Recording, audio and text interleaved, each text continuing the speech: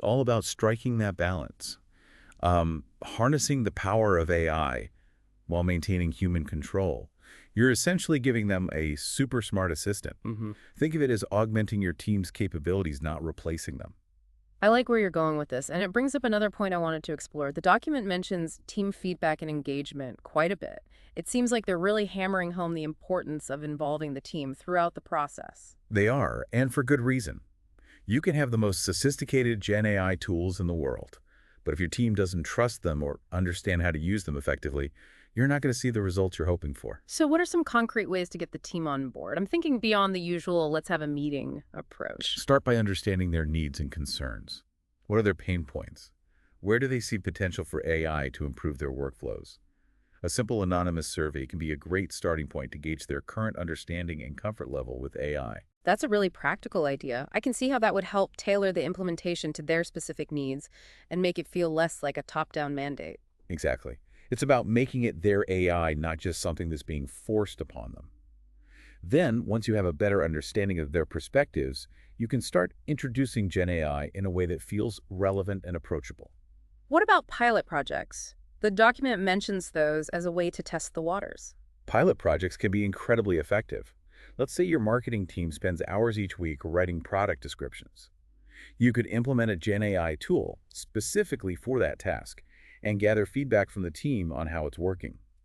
This allows you to refine the process and address any concerns before rolling it out more broadly. It's a low-risk way to demonstrate the value of Gen AI and get buy-in from the team. I can see how that would build confidence and create a sense of ownership. And that sense of ownership is crucial.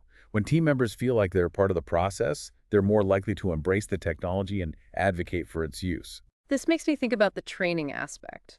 It can't be a one-time thing, right? This whole Gen AI world seems to be changing so rapidly. You're absolutely right.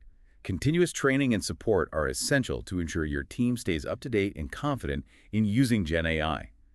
Think of it as an ongoing journey, not a destination. Okay, let's get specific. What does this continuous training actually look like? Think about it this way. You wouldn't hand someone a complex piece of software and expect them to figure it out on their own. Gen AI is no different. Start with practical workshops that teach your team about new functionalities and how to optimize their use of Gen AI. And these workshops should go beyond the basics, right? We need to equip them with the knowledge and skills to really leverage the power of Gen AI. Absolutely. Introduce them to advanced concepts like prompt engineering, which is the art of crafting effective inputs for Gen AI models. Explain how to fine-tune models for specific tasks and discuss potential pitfalls like hallucination, where AI generates outputs that sound plausible but are factually incorrect. This is where things get really interesting for me. I love the idea of going beyond those surface-level tutorials and really empowering teams to become Gen AI experts. What about resources beyond formal training sessions? The document mentions those as well. Having easily accessible resources is key. This could be a curated library of online tutorials, guides, or even internal documentation that your team can refer to whenever they have a question. I also like the idea of having AI champions on the team, those go-to people who can help their colleagues troubleshoot and get the most out of the technology. That's a great way to build a supportive learning environment and create a sense of community around Gen AI adoption. It's also about recognizing and celebrating success, both big and small. Now you're talking my language. I'm all about celebrating wins. But seriously, how do we measure success when it comes to Gen AI? It's about identifying key metrics that align with your team's goals. For example, if you're using Gen AI to automate report generation, you could measure the time savings achieved or the increase in report accuracy. So it's not just about implementing the technology, it's about demonstrating the tangible value it brings. Precisely. You want to be able to show how Gen AI is making a positive impact on your team's performance and how it's helping them achieve their objectives. This all leads to a bigger question I've been pondering. The document talks a lot about the how of implementing Gen AI, but I'm curious about the why. Why is it so crucial to get this right? That's a question that delves into the heart of leadership in the age of AI. It's not enough for leaders to simply endorse Gen AI.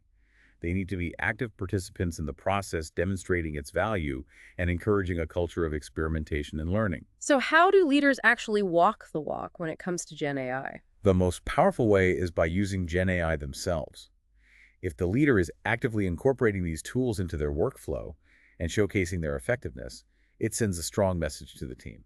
It's about leading by example and demonstrating that this isn't just another tech fad, it's a fundamental shift in how we work. It's exactly. Leaders also need to be open about their learning process. Sharing both their successes and challenges with Gen AI creates a safe space for team members to do the same. It normalizes the idea that this is a learning curve for everyone, and it's okay to not have all the answers right away. It fosters a culture of continuous learning where everyone feels empowered to experiment and grow their skills. And that's ultimately what it's all about, right? Creating a team that's adaptable, innovative, and ready to thrive in this rapidly evolving technological landscape. It's about harnessing the power of Gen AI to augment human capabilities, not replace them. I think that's a perfect note to transition into our final part, where we'll synthesize everything we've discussed today and leave our listener with some actionable takeaways. I'm looking forward to bringing it all together. And we're back for the final part of our deep dive into building trust with Gen AI. We've explored a lot of fascinating ideas, from practical tips like pilot projects and AI champions to the bigger picture of leadership and fostering a culture of continuous learning. It's been a great conversation, and I think we've covered some really valuable ground for anyone looking to successfully implement Gen AI in their team. As we've been talking, I've been thinking about how this document we're discussing, Building Trust for Implementing Gen AI in Your Team, goes beyond just the technology itself. It's really a blueprint for navigating any kind of significant change within a team. That's a really insightful observation.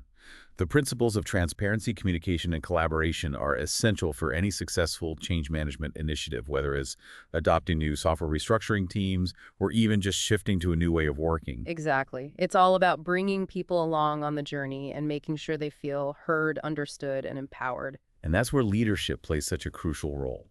When leaders model these behaviors and create a safe space for experimentation and learning, it sets the tone for the entire team. Speaking of leadership, one thing that really struck me from the document was the emphasis on proactive leadership. It's not enough to just say, hey, we're implementing Gen AI, go figure it out. Leaders need to be actively involved in the process, using the technology themselves and demonstrating its value. Absolutely.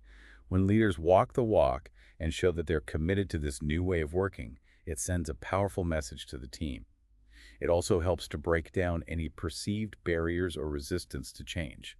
I love the idea of leaders being open about their own learning process. It normalizes the idea that everyone is on a learning curve with Gen AI, and it's okay to make mistakes along the way. It creates a culture of psychological safety where people feel comfortable asking questions, sharing their struggles, and learning from each other. I think that's so important, especially in a field like AI, which is constantly evolving and changing.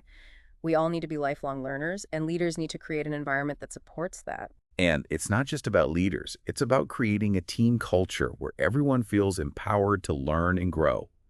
Think about creating opportunities for peer-to-peer learning mentoring programs, or even just regular knowledge sharing sessions. I love those ideas. It's about fostering a sense of shared ownership and responsibility for Gen AI adoption. Exactly. And that's what ultimately leads to sustainable success. When everyone feels like they're part of the solution, they're more likely to embrace the change and contribute to its success. So as we wrap up this deep dive, I want to leave our listener with a final thought-provoking question to consider. We've discussed a lot of general principles and strategies for building trust with Gen AI, but the real work begins when you apply these ideas to your specific team and context. That's where things get really interesting. Every team is different with its own unique culture dynamics and challenges. So here's the question. How might you adapt these trust-building strategies to your team's specific culture and goals? What unique challenges do you anticipate? And what opportunities are you most excited about? Those are fantastic questions for our listener to reflect on. Take some time to really think about your team's strengths and weaknesses, their current level of understanding of AI, and their overall appetite for change. And don't be afraid to get creative. Experiment with different approaches, gather feedback from your team, and iterate along the way. There's no one-size-fits-all solution when it comes to implementing Gen AI. The most important thing is to approach it with a human-centered mindset, focusing on building trust, fostering collaboration, and empowering your team to succeed in this exciting new world of AI. I couldn't have said it better myself. And with that, we've reached the end of our deep dive. I hope you found it insightful and valuable. It's been a pleasure joining you on this exploration. And to our listeners, thank you for joining us on the deep dive. Remember, the world of Gen AI is vast and constantly evolving. Stay curious, stay engaged, and never stop learning. Until next time, happy diving!